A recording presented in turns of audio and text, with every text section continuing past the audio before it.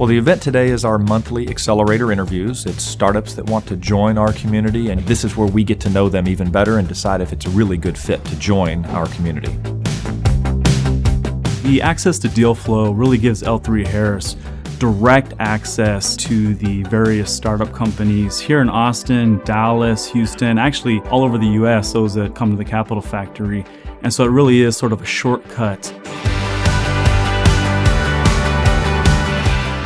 Because we've opened up the room to the corporate partners, it's allowed us to have some insights that we just never had before, and we really see a huge value in that. And then our corporate partners see it as a giant value. We're really excited about being a part of the ecosystem. The companies today were really impressive. I wasn't expecting that range of industries or unique ideas. Several of them I thought were amazing, like market fillers. The Innovation Council and being a part of, bringing everyone to one place is invaluable, really, because everybody's time is so limited. But when you bring everybody together for some of the summits and the roundtables, I think it's a great place to make really deep connections, but also consistent connections so that you really build those relationships over time.